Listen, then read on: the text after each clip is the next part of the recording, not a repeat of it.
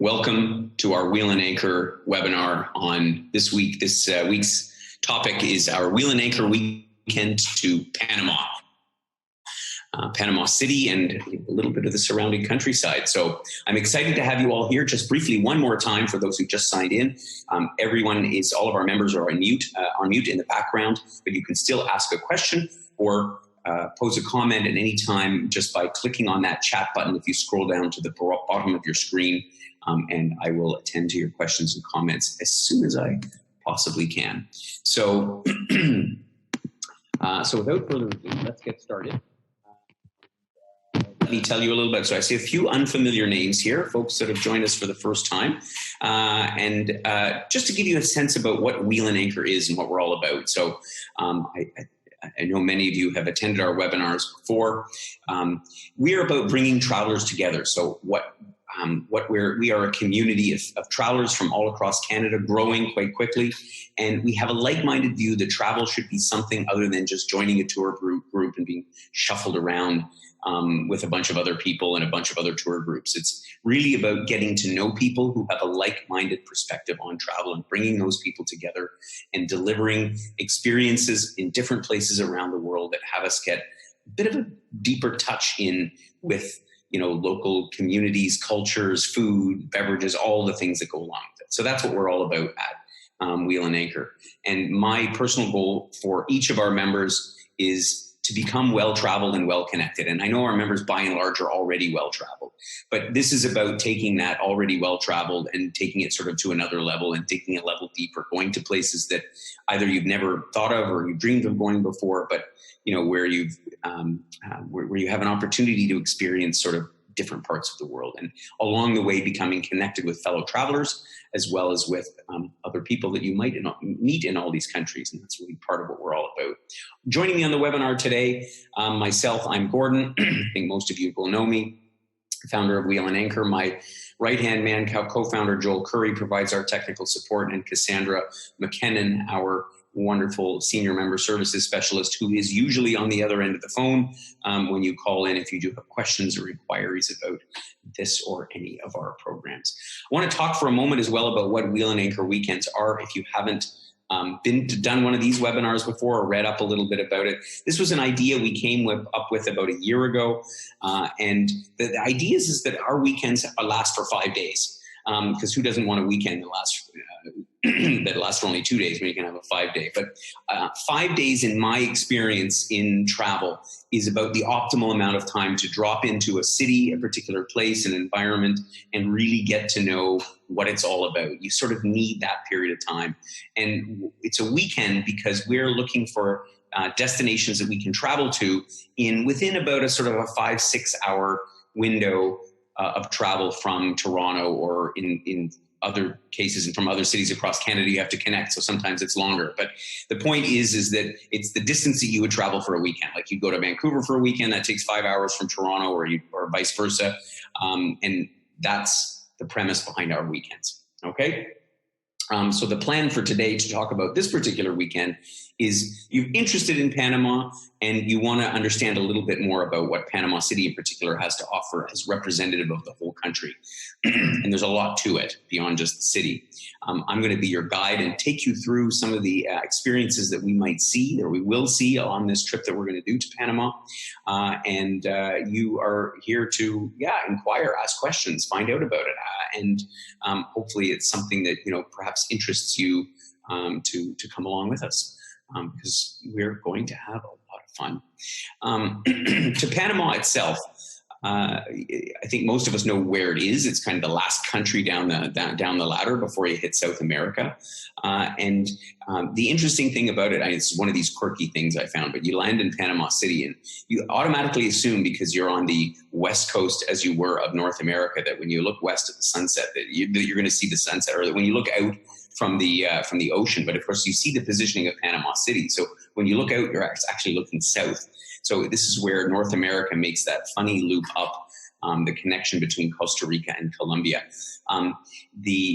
What is it known for? Well, the Panama Canal, is obviously the number one thing that comes to mind. And more recently, we've heard about Panama Papers and all of the all of the controversy around that. And for many of us, the days of General Noriega and all the coups that happened back in the late 80s, there's been it's had a very storied history. Panama has. And, the city itself is quite a remarkable place, as you'll see from some of the upcoming pictures in the webinar here.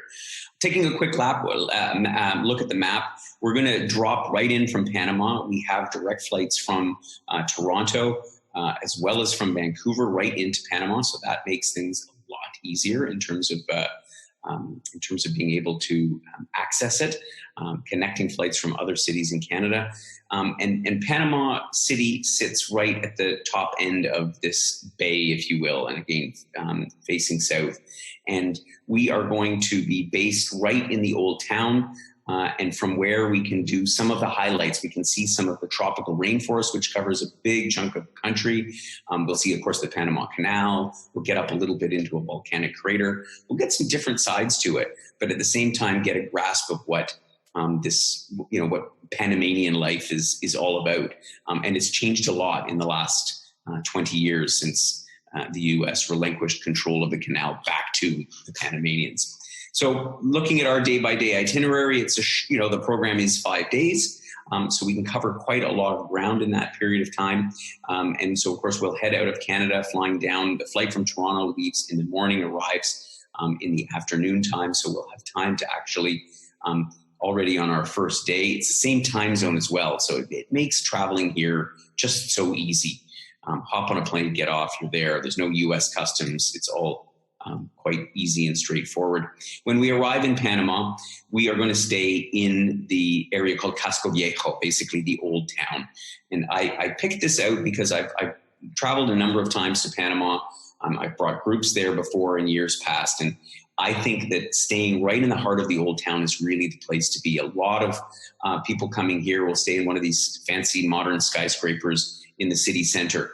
But the charm of Casco Viejo is just like, again, it's like stepping into another world, particularly when you look out from the walls of this little peninsula and from the hotel itself. And you can see the picture at the bottom, this panoramic view of all these skyscrapers. It looks like Manhattan. And here you are in this Spanish colonial, actually it looks more like a French colonial sort of town. And the Central Hotel is a wonderful, wonderful place. It's got this beautiful old vibe to it, the courtyard in the middle. And it's a great place for us to base ourselves for the time that we spend in Panama. And, we've got leisure time, lots of free time to look around. And this is really the center, as far as I'm concerned, of all of what makes Panama particularly special. So on that first day, we're going to head right out and right away head up to a place called Ancon Hill, where we get a great view overlooking the city, overlooking Panama Viejo or Casco Viejo, which is a World Heritage Site where we're staying in the middle of. But you get this contrast between the old Spanish colonial city and the skyscrapers, all these modern buildings, the boom that's been going on there for the past 30 years. Once we head back into town, we're going to take a drive along the so-called Amador Causeway. This is the sort of the one side of the channel that the Panama Canal leads into, that sort of guides the ships in. So it's a great place to stop to stop and admire some of these behemoths of ships that go through the canal. And of course, since they opened the second set of locks, they now have the mega tankers. And I find it simply fascinating to watch. But anyway, we'll then drive in the later part of the afternoon, hopefully around sunset. And as I said, sunset isn't, you would think it's like you look out across the water to sunset. No, it's actually the other direction. But nonetheless, it's quite beautiful to drive down Avenida Balboa through the heart of this metropolis. And, it's just amazing. When you fly in, you typically fly right past this downtown core, and I swear you'd think you were in some Asian or major North American city, just judging by all the building that's going on. So it's absolutely fascinating. We'll spend the evening in Casco Viejo itself, so we'll be back in the old town with a little welcome dinner at one of the many, many small little establishments that are all in the area around our hotel. So we'll get quite a juxtaposition today between getting a little taste of the rainforest that stretches into the city, as well as the modern metropolis and Casco Viejo itself. Our second day, we're going to head out and we're going to really get into a piece of the wildlife side. We're going to do two things: wildlife, and we're going to see the canal itself. And first of all, we're going to drive up and into Gatun Lake. And Gatun Lake, of course, is the artificial lake that was created when they built the Panama Canal. They raised the ships up on both the Atlantic and the Pacific sides in order to enter Gatun Lake, which is the transit point, and then they lower them back down. And here we find this whole archipelago of islands. So we're going to ride around on a boat for a couple hours and see all kinds of different creatures. There's crocodiles and toucans, and really they have a very biodiverse environment there. But who we're really after is to be greeted by these little white-faced monkeys that you see here in the pictures. They're so cute. I'm not a big monkey fan, to be perfectly honest, but these guys they're almost like little pets. They're so friendly, and it's quite a fun experience. And again, it really gives you a sense that not that far from the city. I mean, we're going to be out in a boat, but in distance-wise, you are in complete rainforest, complete jungle. It's fascinating. On the way back, we're going to take our boat through into the Panama Canal, and we'll get a chance to actually go through some of the locks themselves. And if we're lucky, we'll get stuck in, well, not stuck, but we'll get in with one of these cargo ships. So you can imagine we're on a little tourist boat, and you've got this gigantic container ship. You can tell I'm really fascinated by this stuff, but it is quite awe-inspiring to witness the Panama Canal from these different angles, because it really is an engineering wonder. It's hard to imagine it was built 115 years ago. When we visit the visitor center at Miraflores Lock, we'll really get to understand what a challenge it was to build this thing back then. It would be a challenge today, but it's really an amazing and undoubtedly a highlight to a visit here, and different than I know some of our members have said, we've gone through the Panama Canal on a cruise ship. That's fine, and it's great. It's a great experience as well to be sort of raised and lowered, but to be the little guy looking up is, I think, even more fascinating. So that's just my take on the Panama Canal. Then our next day, we actually have a day at leisure. And again, the idea behind our weekends is that we don't want to pack them so full that you don't have time to experience these cities themselves. You want to have that time. We will offer an optional excursion for those that are interested in the indigenous culture of Panama. There are about 7 Amerindian tribes or peoples or ethnic groups, as you want to call it, that still reside in Panama, and the Emberas are one of them. And so I really find it interesting to see, the life in this day and age of these indigenous peoples, who in many ways have retained all of these traditions and so on and so forth, much like you find with indigenous folks in Africa and so on. Sometimes, we know what we're dealing with in our own country as it relates to that.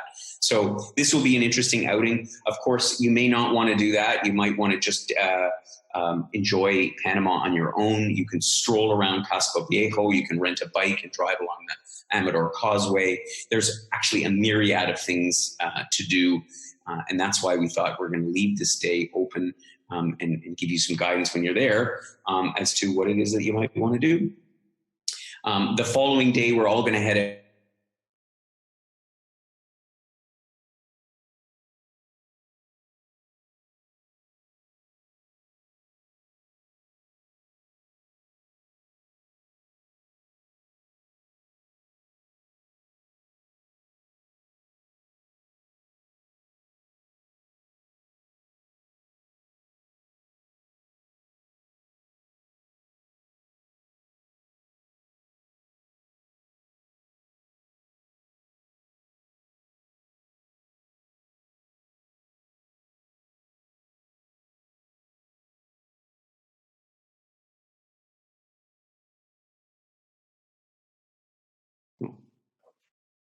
Oh, sorry, something happened. We had a technical glitch there. God forbid. These things happen. Sorry about that.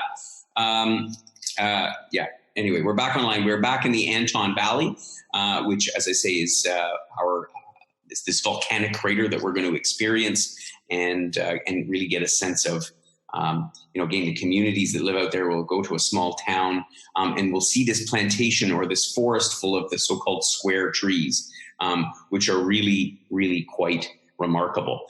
The most picturesque thing we'll see that day, these El Nacho waterfalls, which, they just cloak down this, the side of the crater. I'm a big waterfall freak, so I always have to include the waterfalls in the programs. But we're also going to visit a zoo, and I'm not generally a person that favors going to zoos, but in this case, this is actually a collection of very rare birds by a private collector. Collector is the wrong word. He's a scientist who studies bird life particularly, and he's collected a whole bunch of other animals in this paradise where you can see species that you won't find anywhere else in the world. So it is a unique sort of experience. We'll just sort of make a brief stop in there to get a sense of what that is all about. And then we'll have lunch and head back into Panama in the latter part of the afternoon. So all in all, we'll have an interesting day out, getting a sense of this, again, the difference between, the volcanic up in the mountains and the tropical side of the rainforest side of Panama, and then again being back in this urban metropolis. The fifth day again, once again, one other day at leisure, or we will all go together out to Isla de Boga, which is particularly if you are a beach lover. You don't have to be a beach lover, but this is the closest beach basically to Panama City, and it's on its island that's about a 30-minute ferry ride away. And here we can, we'll explore a little bit the town, so you can get a sense of what it's like to live, not only in a small country, but on a small island in a small country. And also we'll spend some time enjoying the beaches. So if you're a beachgoer and you wanted to get a little bit of that drop of sun and sand in the cool month of March, then you might want to join us to Isla de Boga. But otherwise, we will have a number of other ideas. Our local partners are really terrific at coming up with all kinds of ideas. You could do a Panamanian cooking class. There's a number of different things that we have in store for you, and then that will bring us to our last day. And we luckily, the way that the flights are structured currently, you'll probably have a late afternoon or early evening flight back to Toronto or to Vancouver in that case, or if you're connecting to one of the other cities in Canada.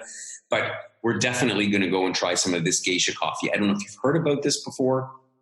I have seen it in different stops around the world. Geisha coffee has been rated as the best, and in the meantime, one of the most expensive coffees in the world. It is super smooth and velvety. I think I had it once. I was trying to remember the other day. I didn't actually have it when I was in Panama the last time, but it is super, super delicious. It's, as they say, it's the champagne of coffees. And there's quite a story to it because, it was one of those things that, like champagne, it was sort of discovered by accident when a couple of different varieties of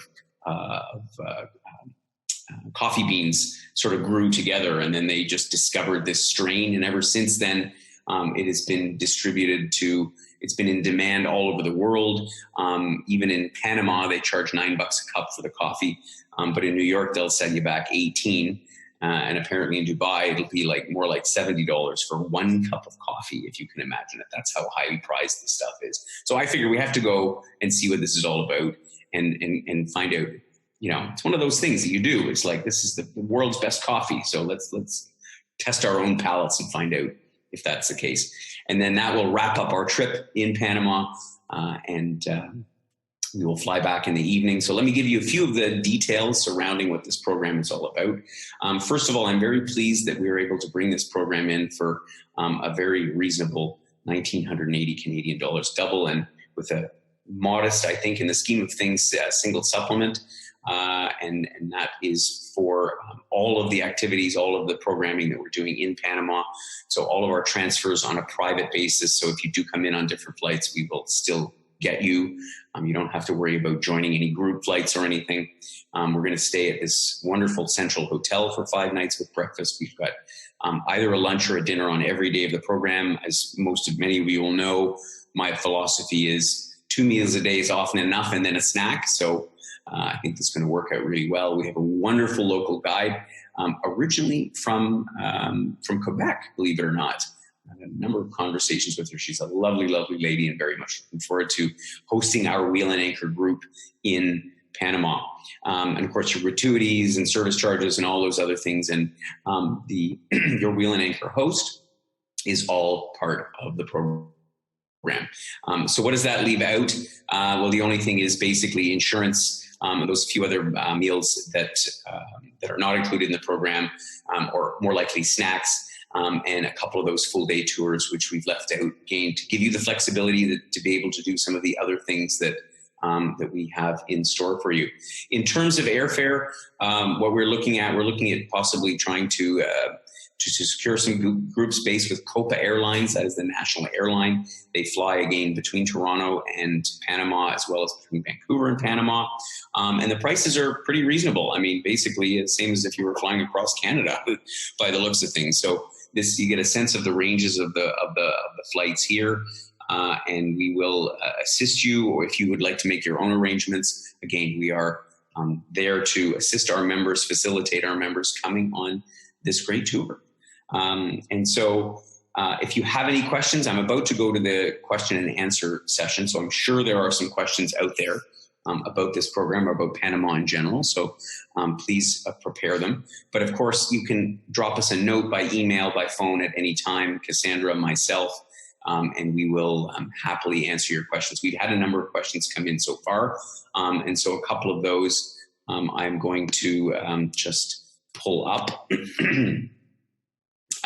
And just bear with me for a second here. Yeah. Okay. So, we had a question from Mike, whether or not we will go through the locks on the trip to Monkey Island. Yes, actually after the trip to Monkey Island. So we'll head up to Gatun Lake, go through this archipelago of islands, and on the way back, we will go through one set of locks, at least one set of locks. It all depends on the timing of the locks and the other ships. You can imagine a little tourist boat with, 25 or 30 people on it doesn't take priority over massive container ships. But we will get to travel along the canal. And then another question from Mike as well. If we are going the same route to Monkey Island, to Chagres National Park along the Panama Canal. Yes. So we do follow, there is one highway that links, it basically runs parallel to the canal that connects Colón, which is on the Gulf of Mexico side, and Panama City. But we will diverse and head into Chagres National Park, which is in the opposite direction. It's actually east of the Panama Canal, and that's where we'll visit the Embera Aboriginal tribes or Aboriginal communities. And so another question I have here from Susan, will we see the new Panama Canal that was just built? Yes, definitely. As we come out of the canal, you'll see off to the one side where they just completed the second pair. It was a 12-year-long project because what they realized is the original Panama Canal was too small for these mega container ships that they had been building. So they widened it, so we'll get to sail past it. We won't go into it. We won't be able to transit it because I think it's reserved for really the big ships, but you'll definitely catch a glimpse of it. And then do we need any warm dress for the Anton Valley? Well, we definitely go up in elevation a little bit. So, but here's my thing is that whatever you were wearing when you left Canada is going to be more than warm enough, and probably not even that. You need maybe a light jacket if there's a wind going, which often happens up in these higher altitudes. But I wouldn't say, it's not like you need to dress for winter. I mean, you're talking about temperatures that might drop into the mid-teens. Really chilly if you're coming from Canada in March. Just kidding.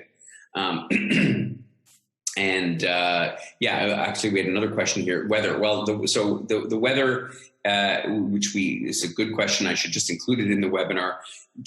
Panama is a tropical climate, you're going to have, it's going to be warm during the day. Typically at this time of the year in March, you're in the, mid to high 20s on the humid side. In the evening, it cools off somewhat, but still you need to turn on the air conditioning in the room. It's my experience in Panama, even in March. Then we had a question here from Teresa. What's the currency in Panama? Well, actually, it's a very interesting question. They have a currency called the Panamanian dollar, but it's actually pegged to the US dollar. So it means that both currencies are basically equal value, and you pay with one, get change in the other, but they're one-to-one, but they use both. The good thing is, for those of you that have US dollars already, or you travel regularly in the States, US currency, there's no other changing. If you have US currencies, that's all you need, is the bottom line. Perfect. And one more question is, will we see from the General Noriega headquarters? That is a good question.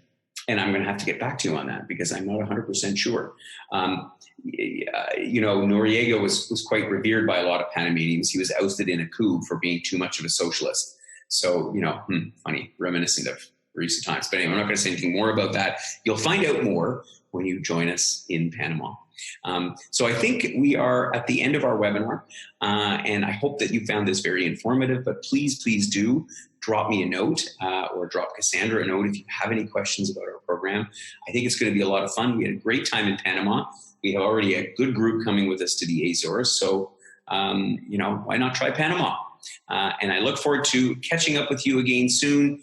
Just a quick note, next week, if you are thinking about the Azores, we have round 2 because we had so many questions, we wanted to answer them in a webinar. So please join us next week for our Azores webinar. And with that, I sign off and say ciao.